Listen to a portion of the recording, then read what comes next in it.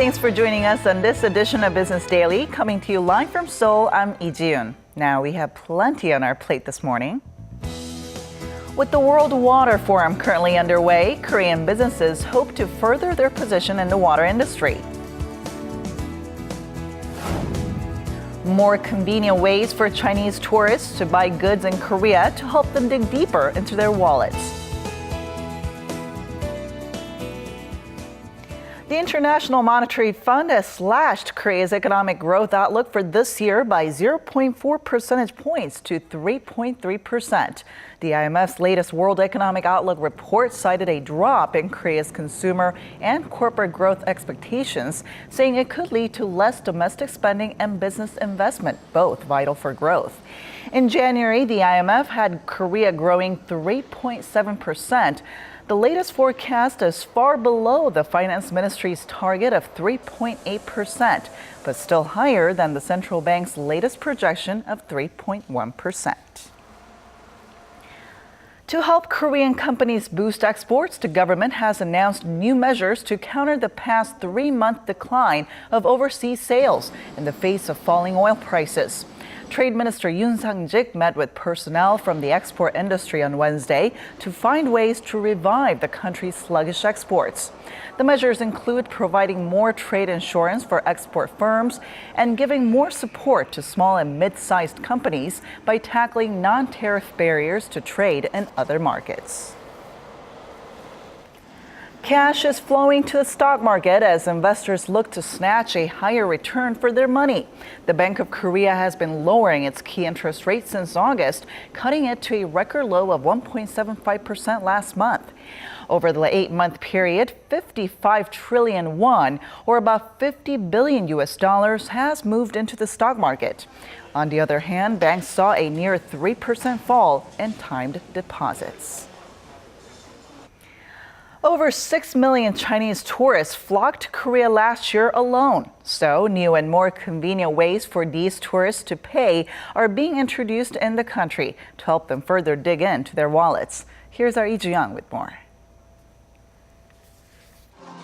China's largest online payment provider, Alipay, an affiliate of e-commerce giant Alibaba Group, has joined hands with Korea's Hana Bank, launching the mobile app Alipay Wallet in Korea. It targets Chinese tourists visiting Korea and makes it easier for them to purchase goods. All they need to do is simply place their smartphone in front of a barcode scanner. The mobile app connected to the user's bank account allows people to make payments at offline member stores. The wallet service is gaining popularity among Korean shop owners as well.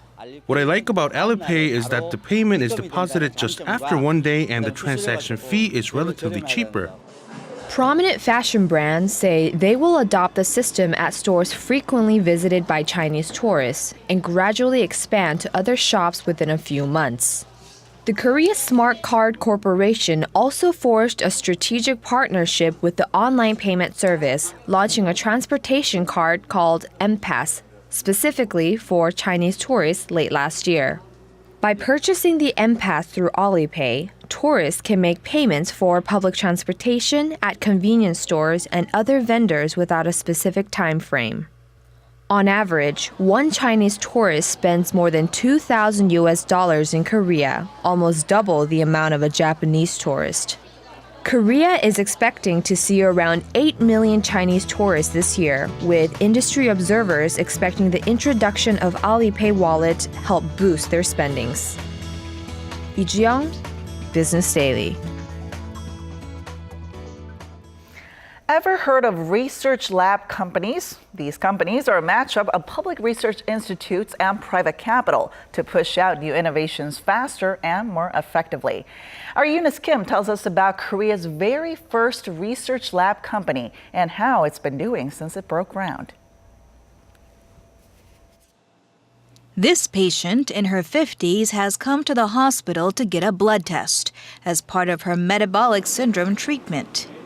Current portable medical tools are limited to checking blood sugar levels, which means you usually need to head to a hospital to have additional data like blood components and measurements checked. But that soon may be a thing of the past, as one domestic research lab company has developed a portable diagnostic instrument that checks not only glucose levels, but also cholesterol and hemoglobin levels in under 3 minutes. The response has been so positive, it's caught the attention of entities overseas. As there's not too much competition in this field, we've finalized a 5-year, $57 million contract to export our technology to Italy and other countries. Kolmar B&H is Korea's first research lab company that broke ground in 2006. It's since marked a milestone on the stock market, its market capitalization surpassing the 1 trillion won or $910 million mark back in February. We were able to list on the KOSDAQ because of the system of research lab companies along with their competitive edge and unique approach. Such success stories are what the government hopes to replicate in its drive for innovation by matching the technology of state research labs with tools to propel them to commercialization. Eunice Kim, Business Daily.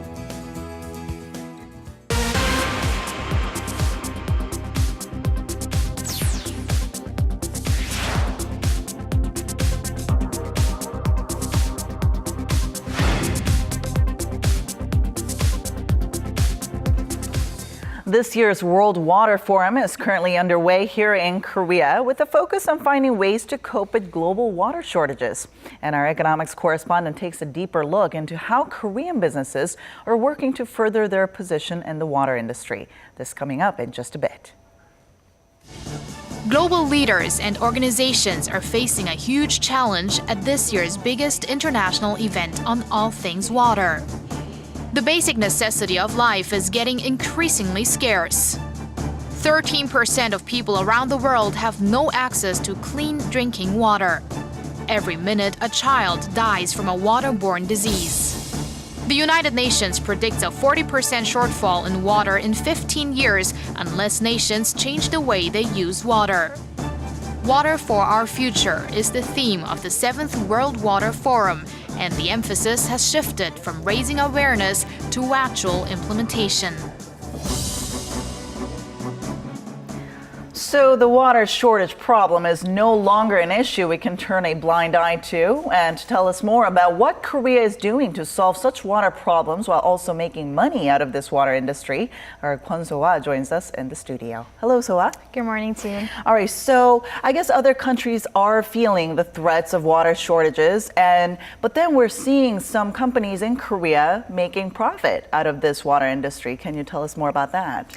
That's right. We could say that we're currently in the blue gold era because that's how they call the water market, and it is expected to grow even larger than the oil industry or the black gold industry, we could say. And that's why it's very beneficial that the 7th World Water Forum, which only takes place every 3 years, is being held in Korea.